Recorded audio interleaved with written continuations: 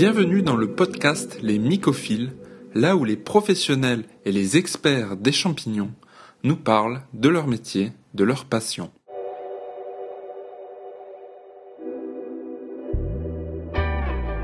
Pour ceux qui ne me connaissent pas, je suis Andrea du blog cultiverleschampignons.com. Aujourd'hui, je suis avec Pierre Girard, cofondateur de Ceramica, pour une masterclass sur la culture des morilles. Salut les myciculteurs, aujourd'hui je suis avec Pierre de Ceramica. Donc Bonjour. Ceramica. Salut Pierre, salut à toi. Comment ça va? Bien et toi? Ça va bien, merci. Merci de ton temps. Merci d'être présent ce matin. Donc tu es cofondateur exactement d'une entreprise qui s'appelle Ceramica et qui propose donc des solutions pour les particuliers et les professionnels en termes de culture de morilles. Est-ce que j'ai bien présenté Ceramica? C'est exactement ça.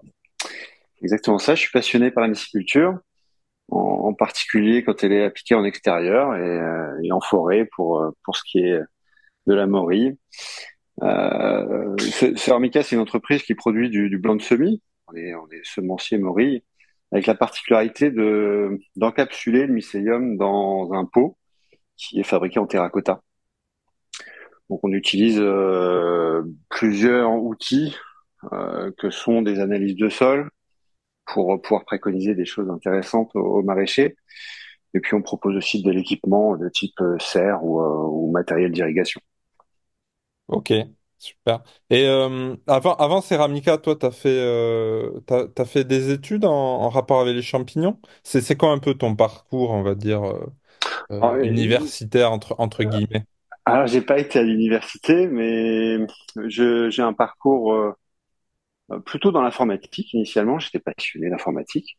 Et puis bon, bah, au bout d'une quinzaine d'années, je l'étais moins et c'était plutôt aller à l'extérieur qui m'intéressait. Donc, c'est cette application de culture des champignons en forêt qui m'a happé et, et qui m'a animé ces 10 dernières années. Donc c'est vraiment euh, assez antagoniste un peu ces deux milieux. Mais Carrément. ouais, on pourrait croire, mais finalement c'est vrai que l'informatique m'aide quand même pas mal dans l'application d'aujourd'hui aussi, même si bon, je suis quand même beaucoup plus souvent en extérieur pour le coup. Ok.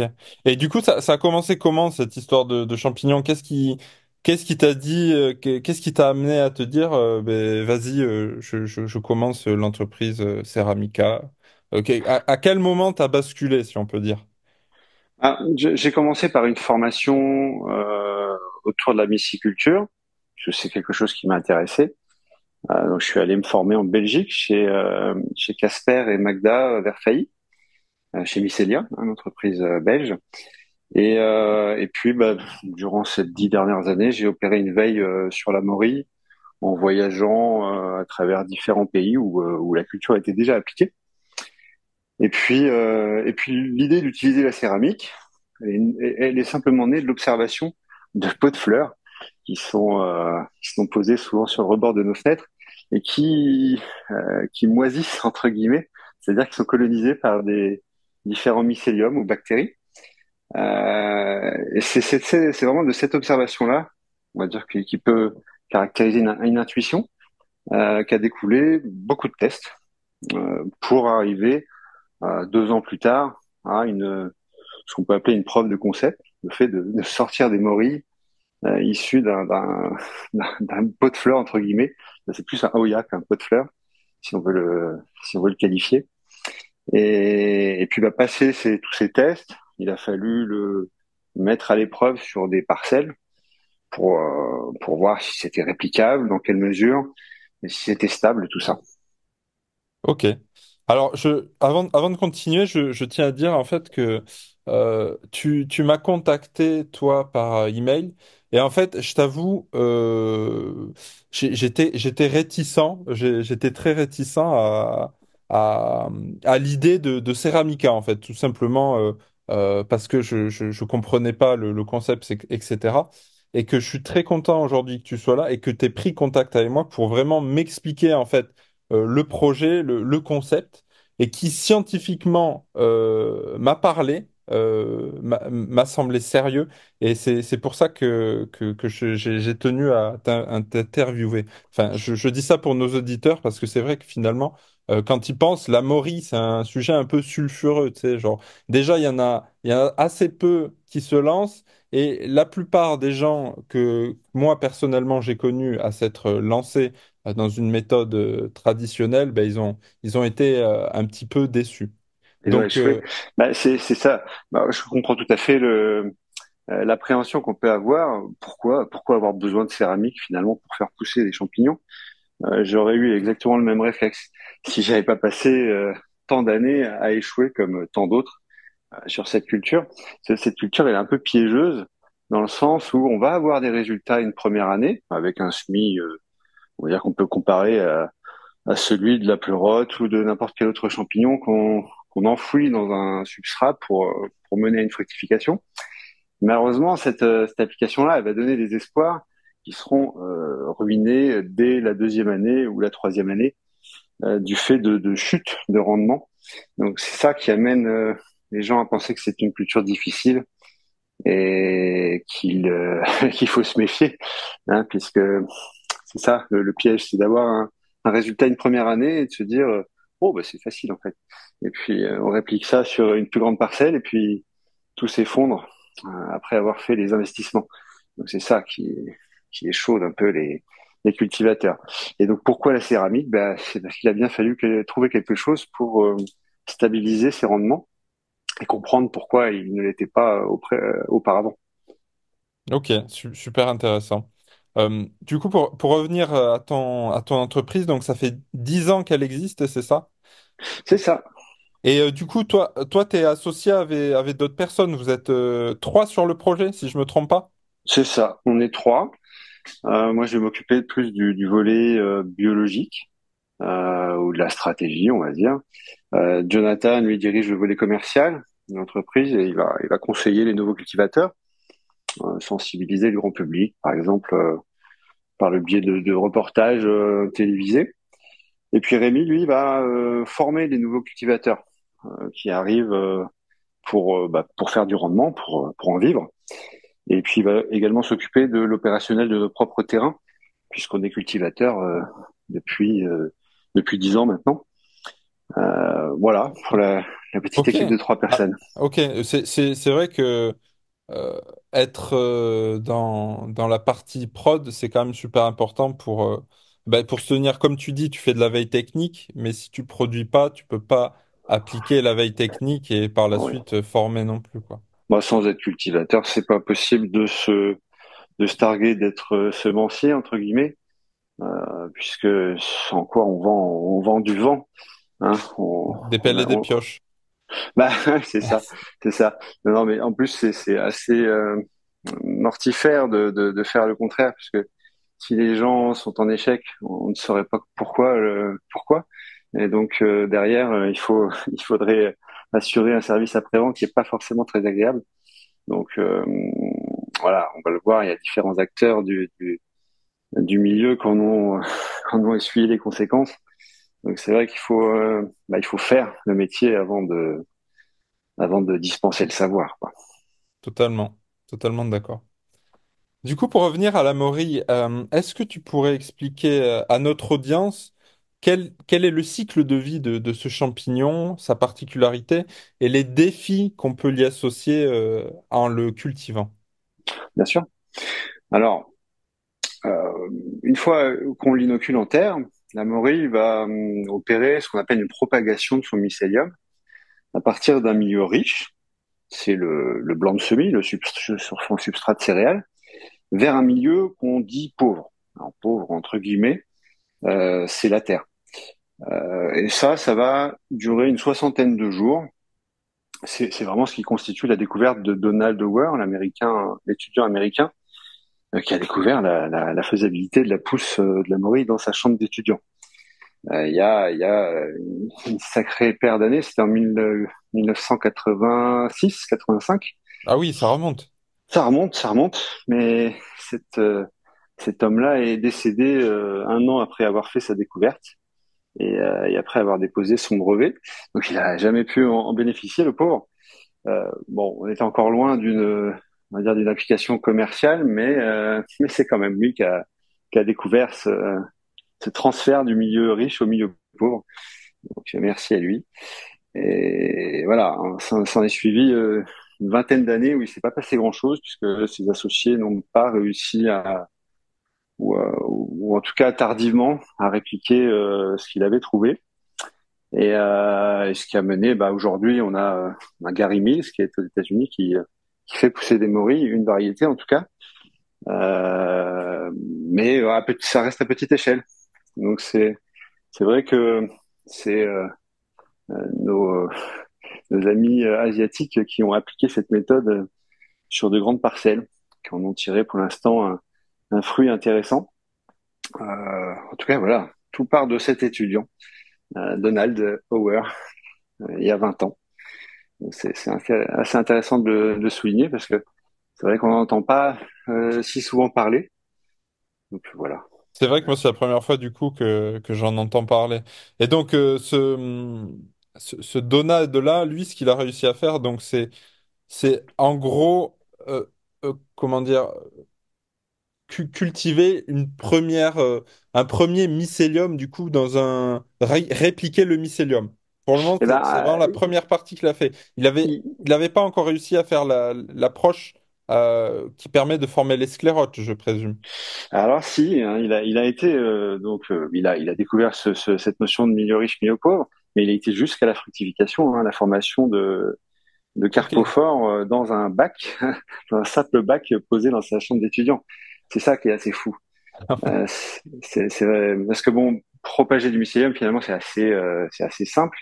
Même si on le mélange grossièrement dans un substrat, on va avoir une explosion de mycélium se produire. Donc ça, c'est très simple. Par contre, ça donnera lieu à aucune morille ou très très peu. Euh, et là, lui, ce qu'il a découvert, c'est qu'en compartimentant finalement un milieu riche et un milieu pauvre, on obtenait une franche fructification. Alors franche entre guillemets, hein, mais le fait d'avoir des carpophores qui soient viables et vigoureux, qui poussent jusqu'à maturité dans un bac, ça, c'est lui qui a trouvé ça. Donc voilà, c'est de cette découverte-là que bah, plusieurs déclinaisons ont pu être faites, dont celle de notre pot en céramique. C'est la même chose, hein, le fait d'encapsuler un milieu riche et de le placer dans un milieu pauvre. Voilà, on retrouve vraiment Ok, la technique Hauer, quoi. ok, d'accord, super.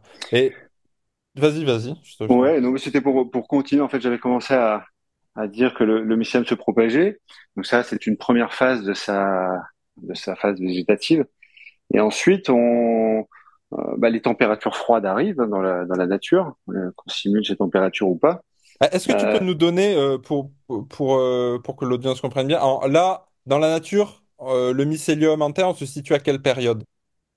si on le sème de manière artificielle, on va le semer à l'automne, donc avec des températures autour de 18 degrés. Donc Ok, voilà, à l'automne descendant, on appelle ça des températures descendantes, c'est-à-dire qu'on va vouloir un 18 maxi qui va descendre fatalement vers l'hiver. Et c'est vraiment à cette température-là où on a une température de sol qui est acceptable pour le mycélium de Maury. Et on va le voir un petit peu plus tard aussi qu'on a une certaine vie microbienne du sol qui est intéressante à mettre à profit. Donc durant cette phase-là de propagation, on va avoir donc cette chute de température et dès qu'on atteint les 14 degrés descendant, donc on va avoir ce qu'on appelle une formation des sclérotes. C'est les organes reproducteurs, enfin des organes d'emmagasinage de la nourriture, d'une source carbonée qu'on va donner au mycélium, qui va drainer durant 60 jours. Donc on va prendre le milieu riche pour l'emmagasiner dans les sclérotes. Ces sclérotes seront stressées au printemps et donneront lieu au carpophore de Maury, aux fruits de la Maury. ok. Donc la partie vraiment qui est spécifique à la culture de la Maurie, c'est vraiment cette formation de sclérote qui leur permet donc de passer l'hiver sous une forme de résistance et après, elles puisent dans cette sclérote l'énergie pour produire des fruits au printemps, quand C'est les ça, températures sont un peu mieux. Ok. c'est ça. Mais la formation de ces sclérotes, elle est fonction de deux facteurs en particulier. qui est déjà la disponibilité d'une source nutritive carbonée, les fameux sacs qu'on voit un peu partout sur Internet. On appelle ça des ENB. Ok. Donc c'est des sacs remplis de céréales cuites et stérilisées, hein, tout simplement comme on le voit ENB, tu souvent. dis? ENB pour endogénéous, ça veut dire endogène, Ok, euh, nutrition, bag. ok, Voilà. Donc c'est merci. des sources nutritives qu'on pose à la surface. Et donc le deuxième facteur pour créer ces sclérotes et qu'elles soient viables, c'est la présence de bactéries qu'il y a dans le sol. Ça a été découvert plus récemment et ça s'est révélé absolument nécessaire. C'est-à-dire que si on n'a pas cette bactérie ou ces bactéries dans le sol, on pourra avoir des sclérotes qui sont formées, mais elles donneront lieu à aucune fructification. Si on emploie par exemple un sol stérile, on a réussi à stériliser d'une manière ou d'une autre, il y aura pas de fructification. Il y aura tout le processus de propagation, de formation des sclérotes. On aura un mycélium d'un point de vue humain qui est sain à l'observation, mais aucune fructification. Alors là, c'est super intéressant, c'est ça que j'aime avec la vie, la biologie. Du coup, l'unité, on va dire, l'être vivant, la morille, son mycélium, etc., en fait, c'est une partie de la morille, parce que sans les bactéries, il n'y a pas de morille. Donc, on peut aller philosophiquement jusqu'à se dire qu'en fait, les bactéries sont une partie d'un organe reproducteur de la morille. Sans Ben, bactéries, oui. pas de morille. Et C'est c'est... ça. Ça ressemble finalement à la truffe où on a cette symbiose aussi avec les bactéries. D'ailleurs, la truffe est un ascomycète comme la morille, donc comme de par hasard, on va dire. Et, et voilà, et sans cette bactérie, bon, pour la truffe, il y aurait même pas de formation de mycélium, hein, parce elle va vraiment puiser par le biais de cette bactérie pour former ces champignons sur racines. Mais pour la morille, voilà, c'est ça qui est piégeux, c'est que on va avoir tout le cycle de propagation. Et puis au printemps, ben, on attend, il y a rien qui se passe. Donc ça, c'est vraiment une pierre angulaire, on va dire, de la compréhension de la culture aujourd'hui. C'est de comprendre qu'il faut faire attention à la vie du sol. Et je trouve que c'est bien que la nature a des verrous de protection qui sont assez intéressants. Euh, Ce qui fait que j'aime bien cette application de culture en extérieur, c'est que on a besoin de tout cet écosystème de vie pour mener à bien une culture. C'est assez complet, on va dire, comme. Tout à fait, ouais, le côté écosystème, c'est vraiment ça qui est intéressant en extérieur. Mais du coup, ça m'amène à une question. Euh, Comment est-ce qu'on peut qualifier la morille? Est-ce que finalement, donc on peut dire que c'est un champignon probablement symbiotique, et même très sûrement avec les bactéries, mais est-ce que ça reste fondamentalement un champignon mycorhizien ou pas? Est-ce que la morille? Là, on a à peu près 200 variétés de morilles. Jusqu'à maintenant, on classait une grande quantité de ces morilles dans le règne des mycorhiziens, et puis une petite partie dans les saprophytes. Mais bon, c'est un peu trop schématique, c'est un peu trop humain comme vision des choses. En fait, on s'aperçoit qu'elles sont toutes plus ou moins mycorhiziennes et plus ou moins saprophytes, avec un curseur qui va varier d'une caste à l'autre. Et même pour les variétés saprophytes, hein, qu'on pensait 100% saprophytes, et ben non, il y a aussi une part de symbiose qui est force est de constater qu'elle est stricte, c'est-à-dire que sans la bactérie, on n'aura rien. Donc ça, c'est vraiment une découverte qui date d'il y a 2 ans et demi, 3 ans maximum. Donc c'est quelque chose qu'on a mis du temps à comprendre.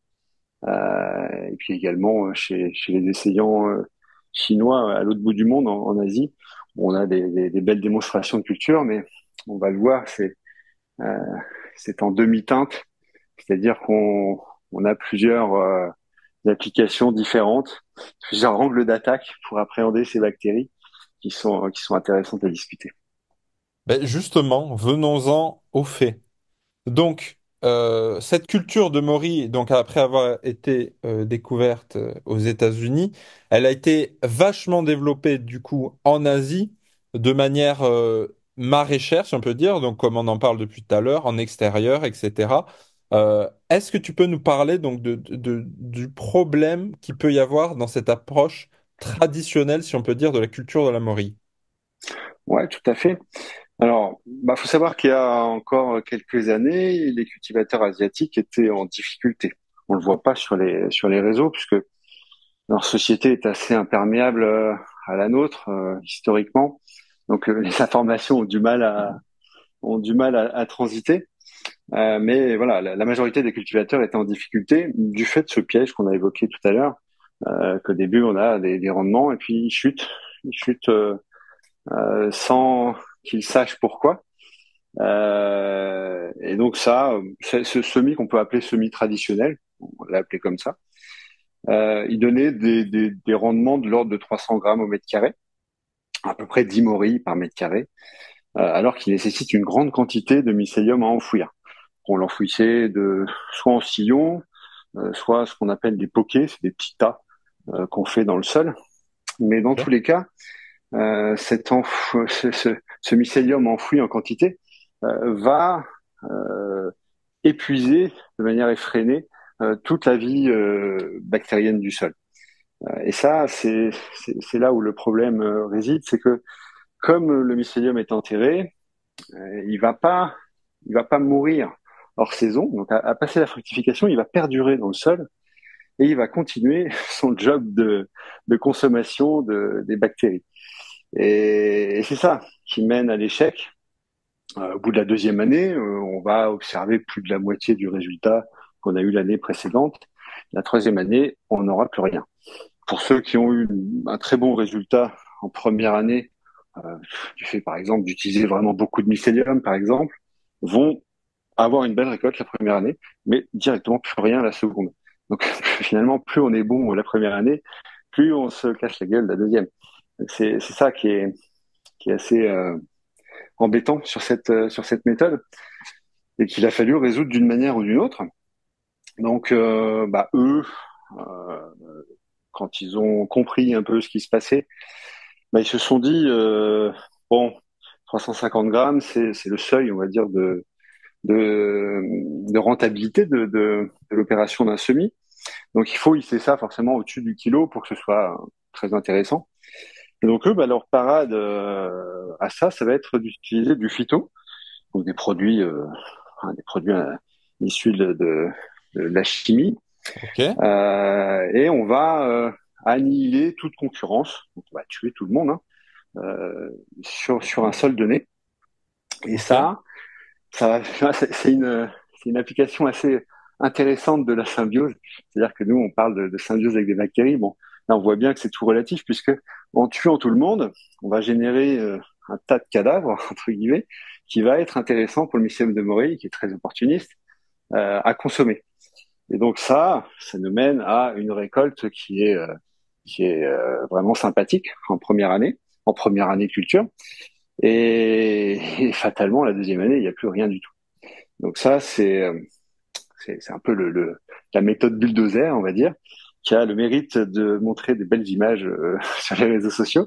Mais par contre, l'année suivante, il faut aller à l'équivalent de la mairie chez eux pour se faire octroyer un nouveau sol et opérer une rotation de parcelles. Donc c'est quand même assez contraignant pour chez nous, en tout cas, qui on n'est pas dans un pays communiste, donc les terres ne se distribuent pas facilement. Donc c'est un problème. Hein. C'est un problème y compris chez eux, puisque même chez eux, dans certaines contrées, on peut pas se faire réallouer des terres comme ça.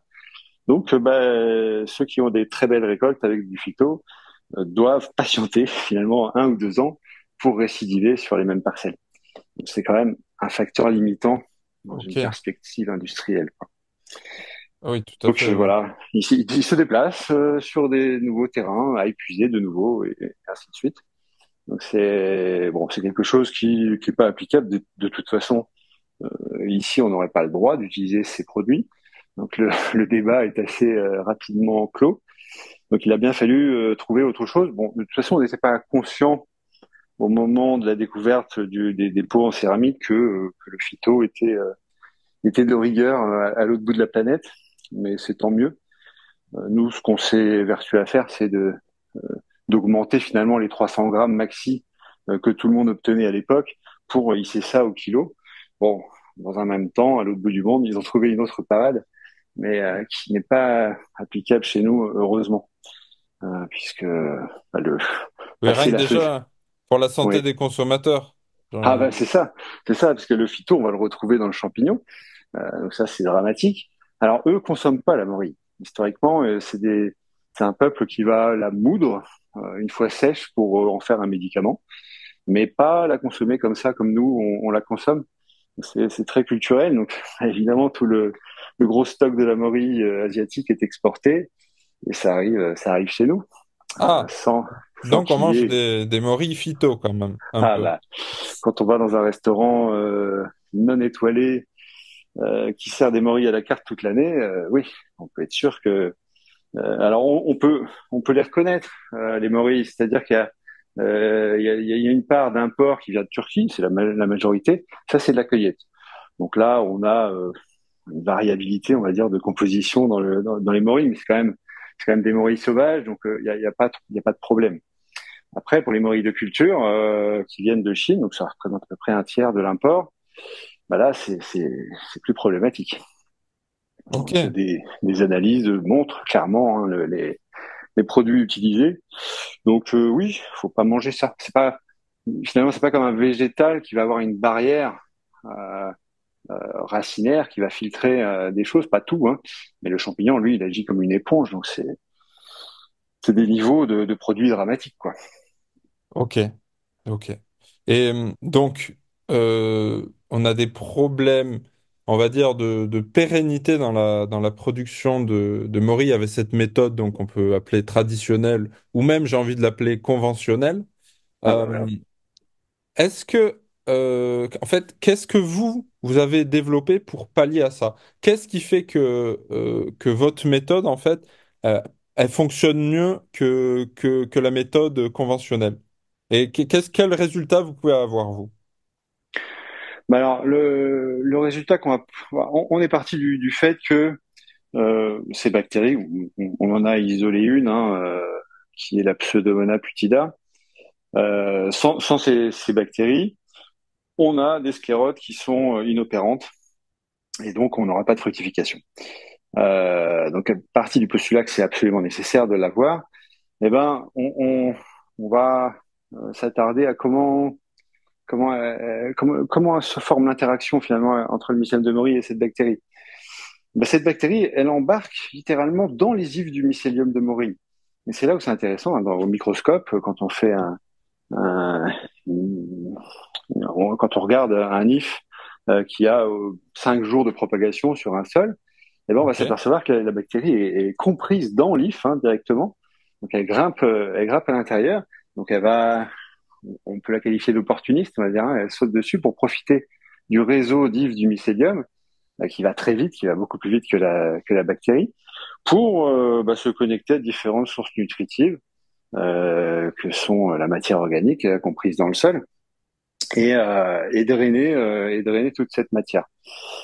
Après, on a le froid qui arrive. La bactérie va s'inactiver ou rentrer en dormance.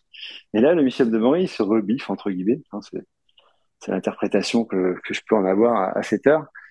Il se rebiffe et finalement va consommer la bactérie et les réserves qu'elle a pu accumuler les 30 jours auparavant. Donc on voit vraiment ce phénomène. Hein. Au début, on a ces petits amas qui sont dans les ifs du mycélium, qu'on n'a pas dans le sac de mycélium à la base. Et pendant 30 jours, et puis passé les 30 jours, hop, ils disparaissent, ils se font consommer. Donc c'est vraiment l'observation de ça qui est intéressante. Et donc une fois qu'on a ces sclérotes formées à l'aide des bactéries, eh bien on a donc des températures printanières qui vont venir stresser ces sclérotes et, euh, et puis les donner les morilles hein, qu'on connaît juste au-dessus. Euh, donc, en fait, il faut comprendre que le mycélium, il va pas se nourrir de la matière organique du sol, mais il va se nourrir de la vie et par la vie qui est hébergée sur cette matière organique. C'est voilà, c'est vraiment ce facteur-là qui est intéressant à comprendre. C'est-à-dire si on fait des amendements de matière organique avant sa culture, ça va pas forcément donner grand-chose. Donc on peut pas restaurer un sol finalement en se disant bon, voilà, je vais rajouter de la matière organique, ça va bien aller. Ben non, non. Si la matière organique n'est pas habitée par toute une vie, ben ça donnera pas grand-chose. Donc Ok. voilà. Après, si on peut qualifier le défi qu'il a fallu relever, ben, c'est celui de la reproductibilité, donc le maintien des hauts rendements d'une année sur l'autre. Donc le respect finalement de cette vie bactérienne qu'il y a dans le sol pour pouvoir reproduire ça chaque année avec les mêmes résultats. Donc Et, ça, c'est voilà, c'est ça le et plus important, quoi. est-ce que tu peux du coup nous parler des résultats et pourquoi est-ce que vous arrivez à obtenir ces résultats? Pourquoi les bactéries perdurent avec votre méthode en fait? Ouais, ok. Bah, en fait, le pod, c'est un Hoya, hein, classiquement, c'est vraiment un Hoya avec la caractéristique qu'on lui connaît, c'est-à-dire une porosité de la céramique. C'est pas exactement comme un pot de fleurs, quoi. Donc ce Hoya, il a deux fonctions ou deux qualités en premier lieu. La première, c'est qu'il dirige le mycélium en surface. Et c'est un pot. Ah, je peux pas le montrer à l'écran, mais c'est un pot avec un trou qui est à la cime du pot. Et par ce trou va sortir le mycélium euh, Donc, le dans le pot il sol. est enterré à ras de terre, c'est ça? Alors, il est enterré sous 2 centimètres de terre, c'est-à-dire qu'il faut que le Ok, mycélium soit au contact de la terre, qui lui offre une passerelle vers la surface. Et donc, le fait d'avoir ce format, ça fait que le mycélium est dirigé sur la surface. Il va pas se propager à 360 degrés, comme c'était le cas avec le semis traditionnel. Donc, le fait de diriger le mycélium, ça va créer une sorte de geyser un peu, hein, un geyser au ralenti, mais un geyser qui va se répandre sur toute la surface environnante de manière circulaire. Et cette propagation dirigée, elle va donner lieu à la formation de sclérotes qui sont toutes au même endroit. C'est-à-dire qu'elles sont toutes sous le premier centimètre de terre, réparties donc sur ce cercle de propagation. Et ça, c'est intéressant parce que à la fructification, on va avoir déjà une fructification qui est groupée. On va avoir les morilles toutes d'un seul tenant, quasiment. Donc ça, pour un exploitant, c'est quand même très intéressant. Et puis, ces sclérotes, elles vont être toutes épuisées, toutes stressées. C'est-à-dire qu'il va pas y avoir une sclérote à 20 centimètres de profondeur, par exemple, qui, elle, ne sera pas stressée puisque les températures printanières ne l'atteindront pas. Donc, ça diminue considérablement le rendement déjà. Mais surtout, le fait qu'elle reste dans le sol, cette sclérote, elle va continuer à manger les bactéries hors saison. Donc voilà, ok. l'intérêt, c'est vraiment de les avoir toutes en surface. Et ça amène plusieurs qualités, qui est le rendement et le respect de la vie microbienne du sol. Après, il y a un deuxième atout, c'est que par la formation de ce geyser de mycélium, on va avoir une densité d'if qui sort du pot, qui est vraiment au microscope, on peut voir que c'est probablement 10 fois supérieur en termes de densité par rapport à une autre application traditionnelle, conventionnelle. Et ça, c'est intéressant parce que quand on va pouvoir poser cette nutrition exogène qu'on a évoquée tout à l'heure, on est sûr que 100% des grains qui la composent vont être alloués au mycélium de Maury. Ça, Ok. c'est super important parce que c'est évidemment cette nutrition qui va déterminer la qualité de la fructification, le nombre de morilles, leur taille, etc. Donc, pouvoir allouer une nutrition de manière 100% maîtrisée, c'est une des clés aussi de l'itinéraire de culture. Ok, super intéressant. Donc, en effet, donc l'orientation du mycélium en surface, c'est vraiment une des clés de votre méthode. Et du coup, s'il n'y a pas de mycélium, j'imagine, dans la profondeur de la Terre, là aussi, ça, en fait, si je comprends bien, ça fait un réservoir de bactéries pour l'année suivante, en fait. Ça mange, ça va Ah, consommer les bactéries qu'en surface? le mycélium, il va se propager un peu partout, mais par contre, c'est où sont situées les sclérotes qui est intéressant, qui est vraiment primordial. C'est-à-dire que En faisant propager le mycélium en surface, il y a un moment, avec le froid, le mycélium va vouloir s'enterrer un petit peu plus profondément dans le sol, et c'est là où il va rencontrer un changement de substrat. C'est-à-dire que il était en surface, il était sur quelque chose d'assez oxygéné, et puis il va s'enterrer. Et là, il va se retrouver confronté à un substrat qui est différent, qui est moins oxygéné. Il va stresser. Il va stresser, c'est là que toutes ces sclérotes vont se former. Ok, Donc même s'il y a du mycélium qui va continuer par la suite dans le sol, les sclérotes seront toutes formées en surface. C'est vraiment ça la différence fondamentale. ok, Donc c'est vrai que visuellement on peut se dire oui bon dans un cas comme dans l'autre il y a du mycélium partout. Non, c'est vraiment où sont placées les sclérotes qui modifient on va dire le comportement hors saison. ok. Et donc, ces sclérotes qui vont consommer les bactéries donc au printemps, non, pendant l'hiver, du coup, pour la formation, elles vont consommer les bactéries pour la formation des sclérotes. C'est bien ça? C'est ça. C'est pendant sa phase de propagation initiale, donc particulièrement les 30 premiers jours après la pose des pods, où là, elle embarque directement. Hein, on va dire 2 jours après la pose d'un pod, si on prélève un grain de mycélium, on voit qu'il est déjà l'hôte d'une bactérie, Ok, d'au moins une bactérie, hein, parce qu'on en a isolé une, mais en réalité, il y en a plusieurs. Et donc, c'est dans ce cycle de propagation initiale qu'il l'embarque, qu'elle emmagasine un certain nombre de nutriments, et passé 30 jours, il fait trop froid, elle s'endort, elle se fait dévorer. ok. Voilà. Donc, je reprends. Donc, moi, là, par exemple, je veux cultiver des morilles avec votre méthode. Donc, j'enterre les pots en céramique à l'automne. Donc, après, le mycélium se développe. Avec le froid, il y a formation de sclérotes. Au printemps, donc, si tout se passe bien, si j'ai bien fait comme il faut, ça fructifie, je récolte. Et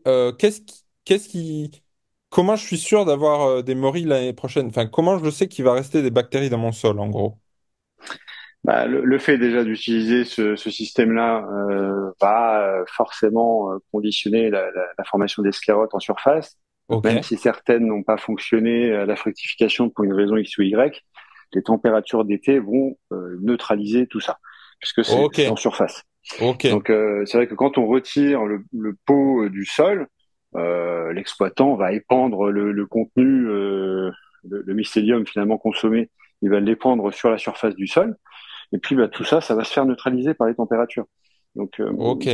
Donc, il y c'est aura voilà, mort de la morille et relargage, en fait, des nutriments qui ont été utilisés pour nourrir éventuellement d'autres éventuellement. bactéries.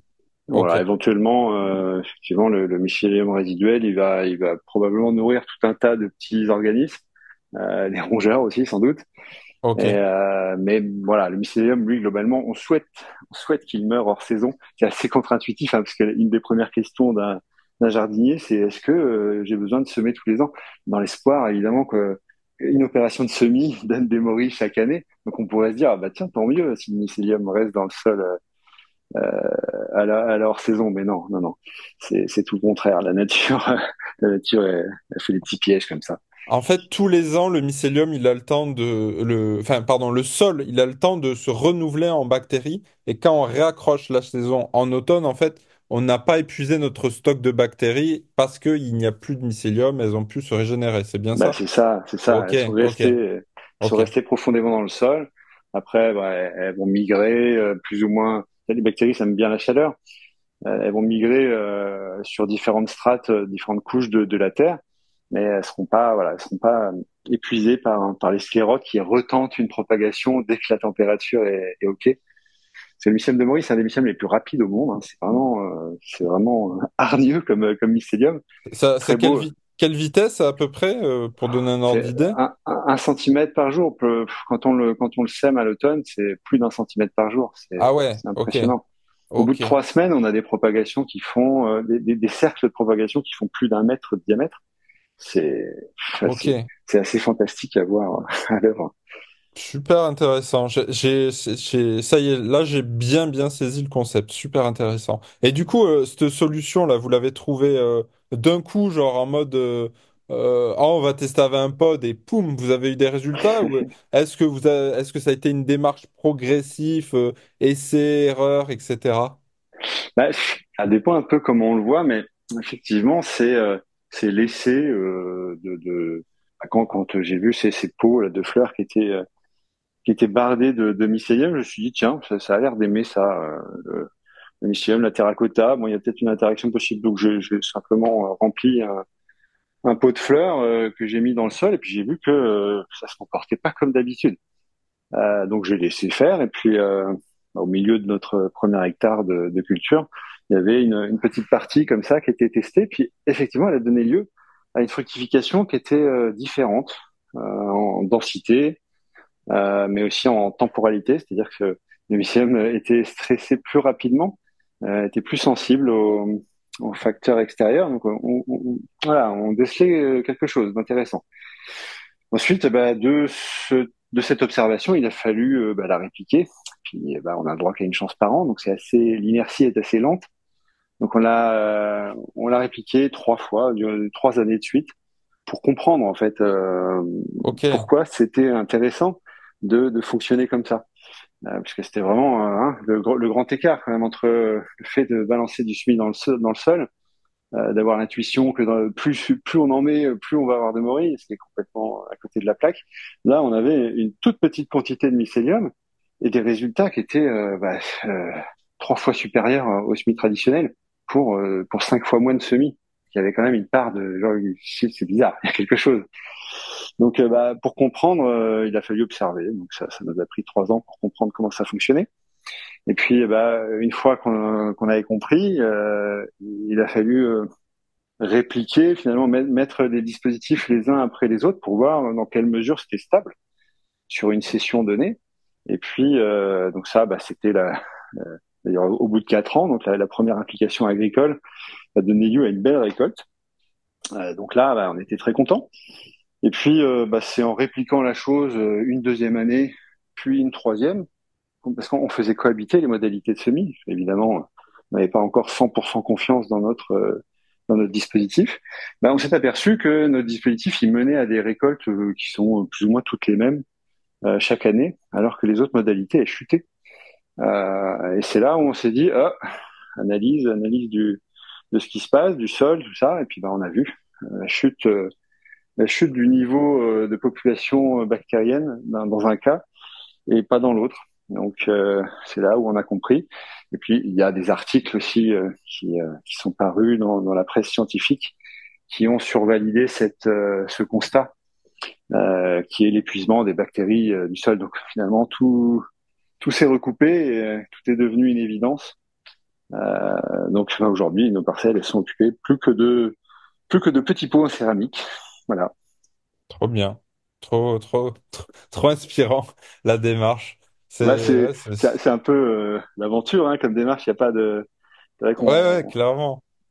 on n'est pas vraiment une entreprise qui faisons des business plans ou des approches graduelles et très scientifiques. C'est presque de l'art, on va dire. Mais c'était génial d'observer tout ça. C'était long, c'était long parce que quand même, il faut attendre 12 mois à chaque conclusion qu'on tire. Il faut attendre quand même son petit lot de mois pour avoir de nouvelles conclusions. Donc ça mène à l'attente fait l'excitation finalement. Et puis quand on voit le résultat, ouais, ça rend dingue quoi. Clairement. Ouais, j'imagine.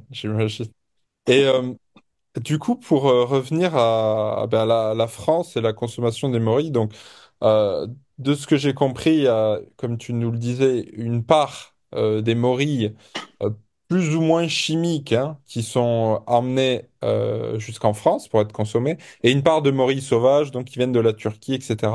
Donc, est-ce qu'en France, on consomme beaucoup de morilles et quelle part est produite en fait directement sur notre territoire français, quoi? Donc c'est là où c'est assez caractéristique, c'est-à-dire on est le premier consommateur européen de morilles, donc on en mange beaucoup. On en mange Ok. 80 tonnes fraîches chaque saison et 100 tonnes sèches pendant l'année. 100 tonnes sèches, c'est 1000 tonnes fraîches. Donc en gros, on est à plus de 1000 tonnes de consommation annuelle. Ok. Et comme on le disait tout à l'heure, voilà, il y a deux tiers qui viennent de Turquie, qui est une fédération de ramassage avec plusieurs pays, dont le Pakistan. Voilà, c'est vraiment l'industrie de la cueillette, c'est la Turquie qui l'amène.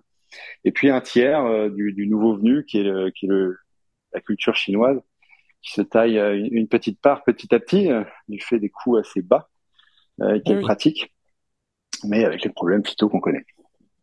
Ok.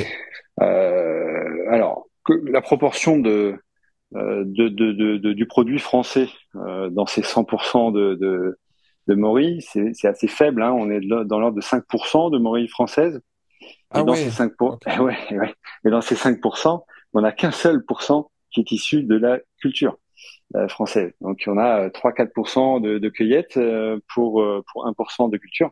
Donc évidemment, les 5 prochaines années, on va se charger de rétablir un peu cette balance qui est majoritairement dominée par l'import, ce qui est dommage. Ah oui. Ah oui. Effectivement, 5%, ça fait pas beaucoup. Ah bah, Genre, ouais, il y a une énorme marge de manœuvre, quoi.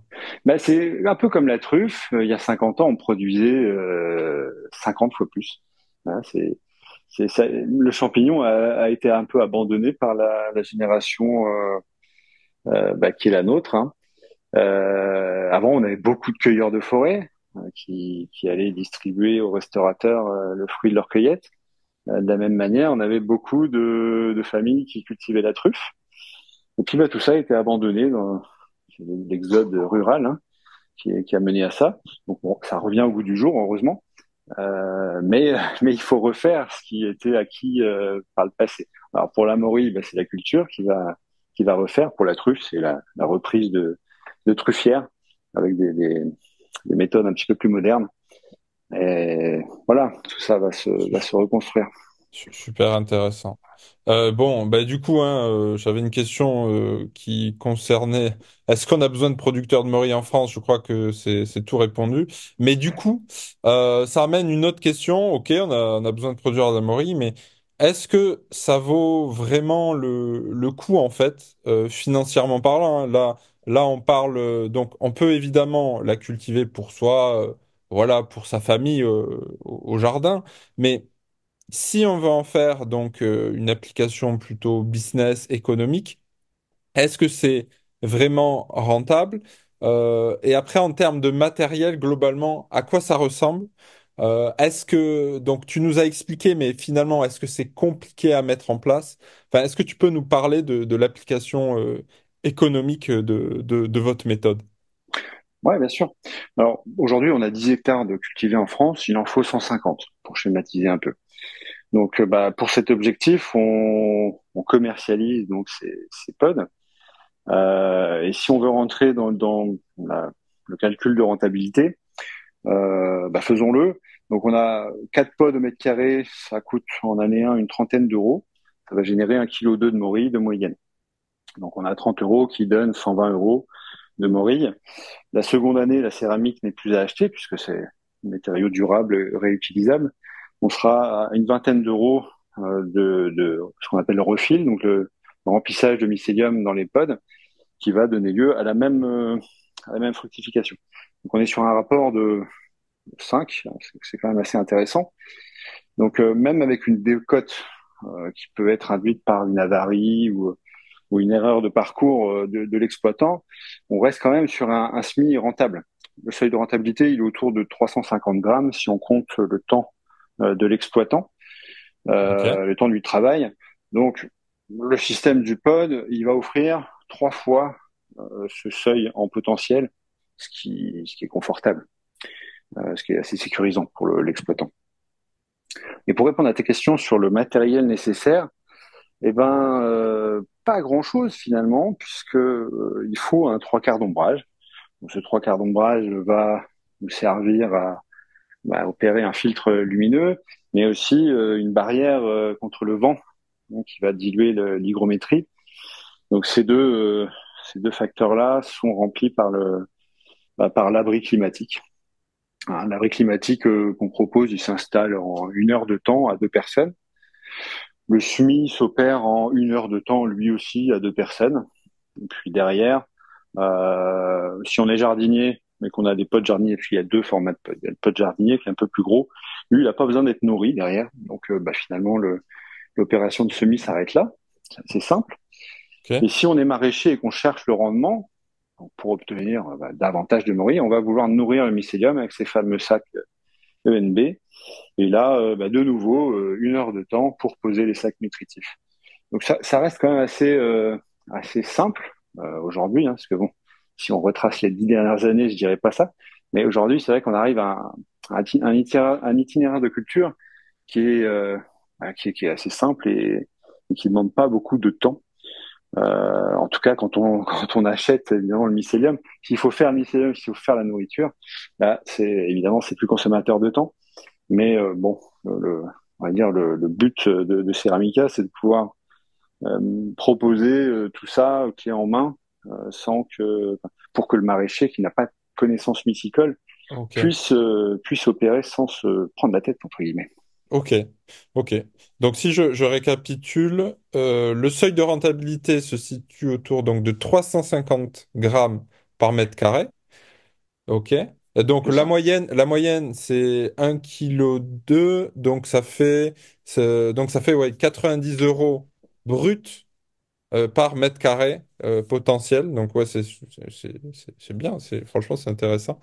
Euh, et pour le matériel, donc de l'ombrage, donc ça va être une tente, quelque chose comme ça, les pods, et peut-être un système d'irrigation, quelque chose comme Voilà, ça. on va utiliser une aspersion. Alors nous, on propose une aspersion qui est assez atypique. C'est un rain system où ça fait une petite pluie qui va se diffuser assez délicatement sur les planches de culture.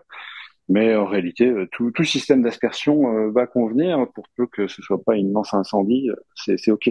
Ok, C'est ok, ok, franchement, super intéressant. Franchement, pour le coup, ça donne envie, tu vois. Moi qui a quelque temps m'étais renseigné sur la culture, donc plutôt via la méthode traditionnelle chinoise, tu vois, j'avais fait un essai, mais bah, tu vois, sans vraiment comprendre ce que je faisais là. Et aujourd'hui, ben là, en fait, ouais, tu nous as fait toutes les clés en main si on veut faire pousser de la morue. Donc, merci pour ça. Belle découverte pour ma part. c'est Euh, cool. il y a eu d'autres entreprises hein, qui ont tenté la Mori. Je pense à Mori France. Ben d'ailleurs, qui a fermé ses portes, hein, qui est en liquidation judiciaire, si je dis pas de bêtises. Ouais, c'est Euh, France Maury, oui. Ouais, ouais. et d'après toi, la chute de cette entreprise, ça a été dû à quoi? Est-ce que finalement c'est une mauvaise gestion, donc ça n'a rien à voir avec les champignons, ou est-ce qu'il y avait quand même un côté qui s'inspirait, je pense, hein, pour avoir acheté une fois chez eux, de la méthode traditionnelle et ce qui a fait qu'ils n'ont pas pu pérenniser finalement leur entreprise? Bah, la gestion, bon, c'est sûr que c'est discutable, mais même avec une gestion chaotique, on peut, si le système fonctionne, finalement, on va dire les revenus de la société se seraient envolés. Donc c'est bien la lacune du système traditionnel qui a mené à la faillite de cette société, puisque c'est une société qui a plus de 10 ans. Donc il y a eu de nombreux essayants, dont tu fais partie, qui ont été déçus tout simplement, hein, pour la majorité, de la non-réplicabilité finalement de cette culture. Beaucoup de cultivateurs ont essayé une première année, ils ont vu des morilles, ils sont contents, ce qui est quand même déjà une première étape de franchie.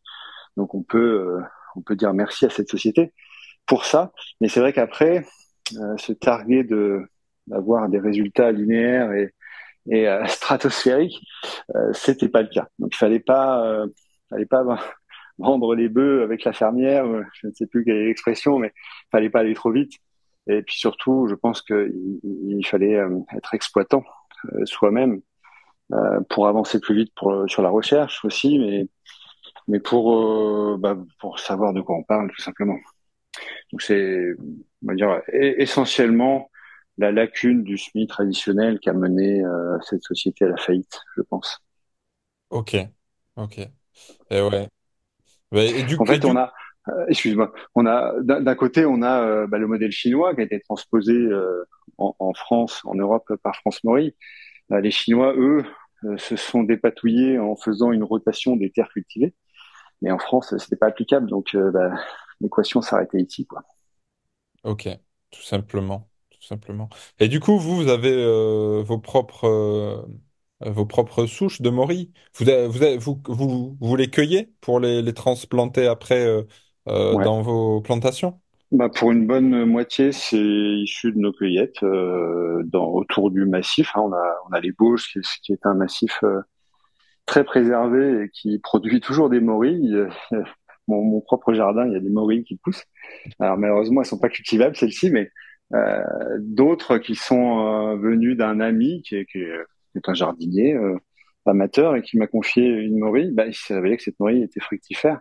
Et comme il vit en altitude, euh, cette, euh, cette, ce mycélium est particulièrement vigoureux quand on le transpose à basse altitude. Donc c'est ce genre de découverte qui a constitué notre catalogue de souches aujourd'hui. Alors après, il y a des variétés qui nous sont envoyées tous les ans. Voilà, il y a des passionnés de la morille un peu partout dans le monde. Chaque printemps, on reçoit des morilles, on les souche et on les met en culture à la saison suivante. Là, par exemple, en ce moment, on a une serre qui est dédiée avec 90 variétés de tester. Wow, Donc cette serre-là, c'est juste un plaisir de la visiter. Dès que j'y vais, voilà, il y a des variétés qui sont explosives, d'autres qui sont au contraire tout à fait, on le voit, mycorhiziennes, c'est-à-dire qu'elles vont quasiment rien donner ok. côté ça profite.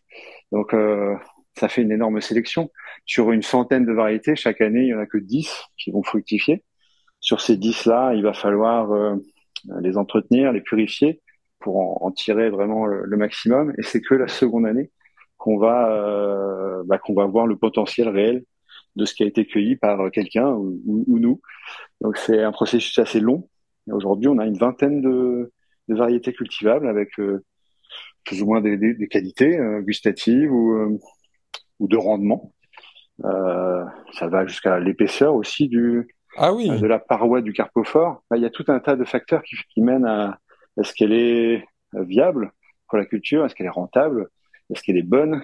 Ça, c'est le cuistot hein, qui va nous le oui. dire. Voilà, c'est ça, c'est ce brassage de souches annuelles qui fait que le catalogue s'entretient et qui devient de plus en plus intéressant au fil des années. Ben, franchement, bravo pour le travail, hein. Franchement, trop, trop bien. Bon ben, c'est Et, gentil, mais ça vient tout seul parce que c'est une passion tout ça. j'imagine, oui. Et du coup, par exemple, moi, donc, je veux cultiver une morille qui est, qui donne pas spécialement beaucoup de rendement, mais qui est très très bonne. Vous pouvez me conseiller en fonction des souches que vous avez? C'est comme ça que ça fonctionne? Ouais, tout à fait. Par exemple, la Sextellata, c'est une variété qui va moins donner qu'une Importuna. Par contre, elle est un petit peu plus prononcée. Le fumet est plus prononcé. D'ailleurs, on Ok, le voit, elle est plus noire. Donc cette ok, couleur caractéristique intuitivement l'intensité du goût. Donc trop bien. voilà, d'une variété à l'autre, on a plus ou moins le nombre de spécimens varie, l'épaisseur de la paroi du carpophore, le goût. Il y a tout un tas de faisceaux comme Ok, ça à analyser chaque année. trop, trop bien. Ouais, du coup, ouais, c'est ça que j'aime bien. Donc, dans votre approche, c'est que il y a le côté agronomique et même gastronomique. Parce que c'est vrai que ben, quand moi je parle de la culture de champignons, tu vois, souvent, c'est assez peu développé, tu vois, genre par exemple, pour le pleurote, tu vas avoir quelques variétés, mais globalement, on est plus focalisé sur quelque chose qui produit beaucoup Ouais, plutôt que sur une sensibilité au goût, ou à certains substrats. Ça se met petit à petit en place, tu vois. Mais il n'y a pas cet avancement comme ce que tu nous dis avec les morilles, il y avait 20 espèces qui donnent 20 choses différentes, tu vois, genre par exemple le reishi, tu vas avoir peut-être une ou deux souches, le shiitake pareil, une ou deux souches qui sont plutôt pour la sciure, plutôt pour la paille, mais on n'a pas cette largeur, cette finesse plutôt que j'ai envie de dire d'approche comparé à ce que vous faites. En tout cas pour le moment, j'espère que ça viendra, mais et c'est pour ça que je dis bravo pour le travail, quoi. C'est inspirant. c'est gentil. C'est gentil. On va essayer de consolider tout ça dans les années à venir. Alors, l'application Mori elle va découler sur des applications pour d'autres champignons, puisque bah, c'est vrai que de cultiver en extérieur plutôt qu'en intérieur, ça amène le goût. Hein. C'est comme pour les tomates, par exemple. Si on a une vie active et riche dans le sol, on va avoir des transactions entre la matière organique et le champignon qui sont fatalement plus intéressantes que quand on est dans Ouais. un ballot stérilisé. Ça, c'est assez, assez naturel. Et voilà, le rosé des prés, par exemple, que le champignon de Paris, on a envie de le cultiver de la même manière sous serre. Pour cette raison-là, c'est qu'il va avoir un meilleur goût. Oui, Et puis, complètement. et puis c'est aussi une décharge technique, c'est-à-dire que en intérieur, on a tout un tas de paramètres à maîtriser, alors que bon, ok, ça peut être épuisant. Alors qu'en extérieur, bah, la nature, elle fait quand même bien le job. Il faut qu'on l'aide un peu évidemment et qu'on comprenne les tenants et les aboutissants de chaque mycélium. Ben, voilà, on aurait une application qui est plus naturelle, on va dire, et puis qui mène à un produit qui est de meilleure qualité. Donc champion de Paris, le pleurote du panico ou le shiitake, c'est des choses qu'on a envie de cultiver en extérieur sous abri climatique aussi. Donc voilà, on va dire, en élargissant un petit peu le spectre de l'intervention de Ceramica, ça va être de promouvoir une culture, en particulier pour la morille en premier lieu, qui est respectueuse des sols et qui va amener à un produit qui est vendu, viable pas pour l'exploitant, mais pour le restaurateur qui est goûtu. Trop bien. Super.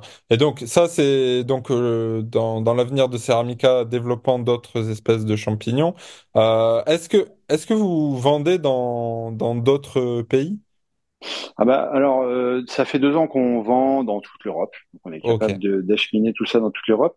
Et cette année, on va commencer à vendre au Canada et aux États-Unis. Ok. Donc c'est une étape qui est qui a été validée déjà cette saison dans le sens où on a transité de l'équipement du semis vers ces contrées. Et puis bah maintenant on va généraliser. Donc voilà. Alors ça c'est bon, voilà, c'est attrait finalement à de l'expédition, donc c'est pas non plus très compliqué. Mais il va falloir accompagner tous ces gens qui n'ont pas la même langue. Donc cette barrière technique fait qu'il y a quand même une logistique à mettre en œuvre. En France, par exemple, on a une association qui s'appelle l'association agroforestière française qui va mettre en place des formations pour Ok. former les exploitants de demain, parce qu'on ne peut pas être tout seul à former ces centaines d'exploitants, c'est pas possible. Donc il faut forcément morceler un peu les tâches pour Oui. répartir l'énergie allouée. Donc c'est vrai que voilà, des acteurs comme ça qui vont nous épauler pour bah, dispenser le savoir, c'est absolument nécessaire. Et donc on répliquera la même chose aux États-Unis ou au Canada. Trop bien. Super. Et pour finir ce podcast, j'ai envie de te demander où est-ce que du coup où est-ce qu'on peut tester la solution Ceramica et est-ce que vous avez des réseaux sociaux pour qu'on vous suive? Ouais, alors on peut le tester bah, déjà dans son jardin. Il suffit d'aller sur le site de Ceramica, de réserver son kit et puis de s'y essayer. Alors après, on a une communauté qui est très active et qui est quand même assez, c'est un pilier dans l'équation puisque tous ses membres bah, sont assez émerveillés par le dispositif et la culture de la morille, mais ils apportent aussi énormément puisque on va avoir des applications sur un nombre innombrable de types de sols, de combinaisons de cultures qui vont nous amener forcément à une connaissance qui est exhaustive. Et ça, bah, ça se retranscrit par la qualité du conseil derrière. C'est-à-dire que bah, on va savoir cultiver sur un terrain sablonneux, on va savoir quoi ajouter dans tel ou tel type de sol. On va savoir que si telle essence d'arbre ou de plante est un inhibiteur de culture. Voilà, ça, c'est vraiment ça. Ok, C'est vraiment. C'est marrant, c'est que je pense que les réseaux sociaux peuvent être un vecteur de formation aujourd'hui.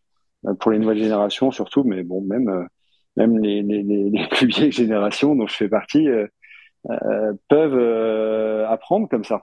Alors c'est un peu plus long que suivre une formation de 5 jours, c'est sûr, mais quand on n'est pas pressé, finalement, on va glaner une information, puis l'autre, puis en 1 an, en 2 ans, on a compris. Donc c'est vrai que c'est Tout une à fait. pour dispenser le savoir intéressante.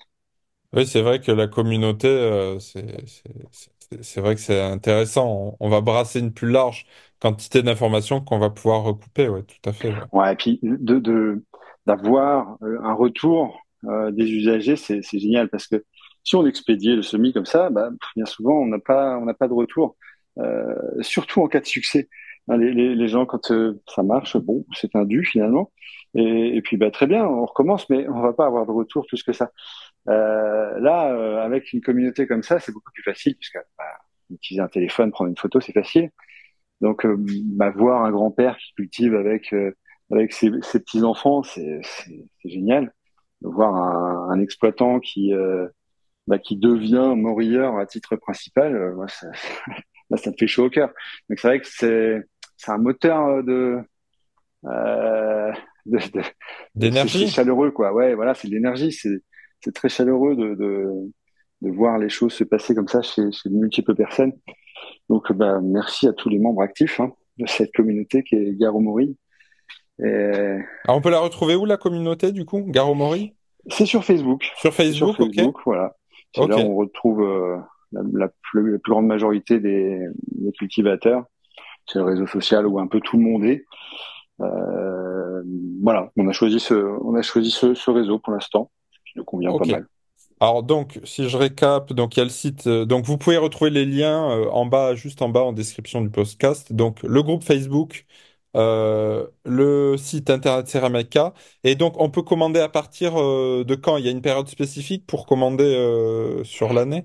Bon, on peut réserver un peu n'importe quand. Ok, Alors, les 2 tiers des réservations elles, se font au printemps, hein, quand les gens voient les morilles sortir, là c'est un peu la foire d'empoigne. ok, Mais on peut réserver jusqu'au dernier moment. Faut savoir que passé la fin octobre, les réservations c'est pour la saison suivante, puisqu'on va pas mettre en difficulté des gens euh, pour les voir semer à la mauvaise époque et à avoir un rendement moindre. C'est dommage. En termes d'expérience utilisateur, c'est pas ouf. Donc, on va s'arrêter à la fin octobre pour que les gens puissent semer début novembre, ce qui est parfait avec les nouvelles conditions apportées par le réchauffement climatique. Donc, voilà, faut pas dépasser cette échéance-là. Dernier carat fin novembre. Et là, par exemple, on est mi-décembre. Il est trop tard. Il est trop tard ok, pour semer la morille. Il faut 3 mois de processus biologique ok, incompressible pour mener à la fructification. ok. Très bien. Donc ben, je réserverai pour l'année pour l'année prochaine alors. Eh ben, bienvenue, Andrea. Merci, merci beaucoup. Écoute, merci beaucoup Pierre, merci pour toutes ces connaissances, toute cette inspiration. Très content d'avoir partagé ce moment avec toi. Merci aux auditeurs de nous avoir écoutés. Vous avez donc le groupe Facebook, le site de Pierre Ceramica en lien en description. Pierre, merci encore et je te dis à la prochaine. À bientôt à tous. Salut. Merci à tous d'avoir écouté ce podcast. Si vous souhaitez en savoir plus sur la culture des morilles, n'hésitez pas à télécharger gratuitement votre e-book Le guide de la culture de la morille sur notre site cultiverleschampignons.com. À bientôt!